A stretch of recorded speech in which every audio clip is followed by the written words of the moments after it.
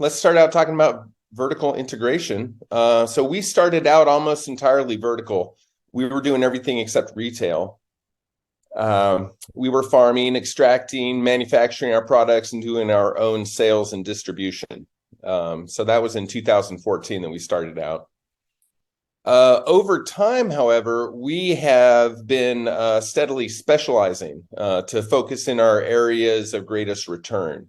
What we found is that as the industry scaled up, it was difficult for us to be experts at everything. The amount of personnel it requires to be vertically integrated and provide all of your own services, scaling up that fast was difficult for us. And so first we outsourced extraction and manufacturing, and that was primarily to avoid the high cost of keeping a lab up to date with current technology and regulations, which are still changing and evolving, but especially in 2014, 2015, 2016, things were moving fast. I mean, extraction equipment was evolving very rapidly, so were the regulations. And with the high cost of laboratory equipment, we just found it difficult to keep up. So we started outsourcing our extraction and our manufacturing. The biggest learning curve there was enforcing our standards so that we could get our products manufactured to our specifications. But that wasn't actually as hard as maybe we thought it was going to be. We've developed a set of SOPs and standards, and we've worked with a couple different partners over the years in manufacturing and extraction, and it's working out really well for us. And so then as our brand continued to grow, when we reached, maybe 250 shops or so that we were stocking, we began to outsource distribution. And that was to avoid the high cost of maintaining a fleet of vehicles and drivers. Vehicles are expensive, driving is expensive, driving comes with a lot of liability. Sending a lot of people across the state on a daily basis comes with a lot of expense and liability. So we decided to outsource distribution some years ago. I'm glad we did that. That's also worked out well for us. Outsourcing,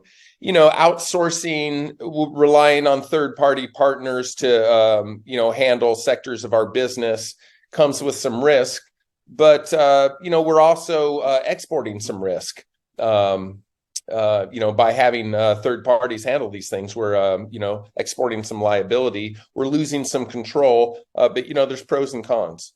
Like I said at the beginning, it kind of comes down to the fact that we can't be experts at everything. And so the things that we are really good at, we're trying to spend more of our time doing those things.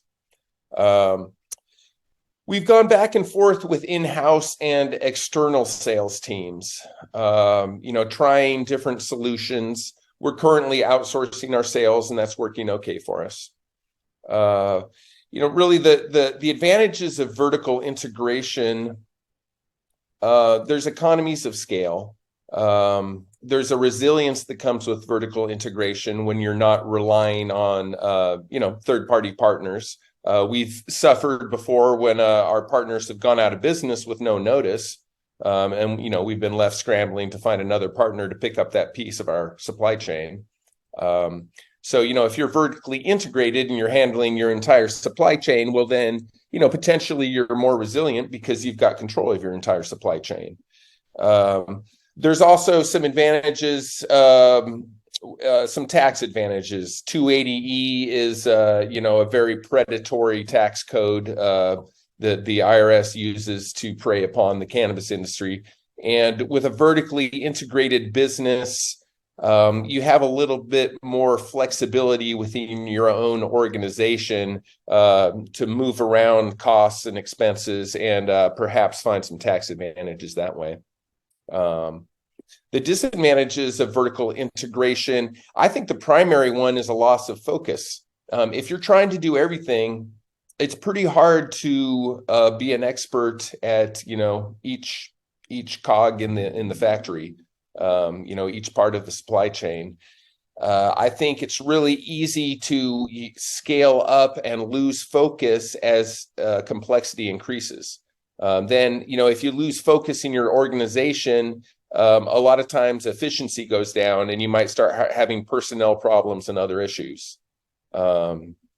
So, that's been one of the advantages for us as we have specialized and gone away from vertical integration over the years, is really being able to hone in on what we're good at, decrease our complexity, streamline our operations. And, vertical integration also, there are economies of scale and you can save money, but there's also high costs. There's a lot of capital outlay in order to form a vertically integrated business.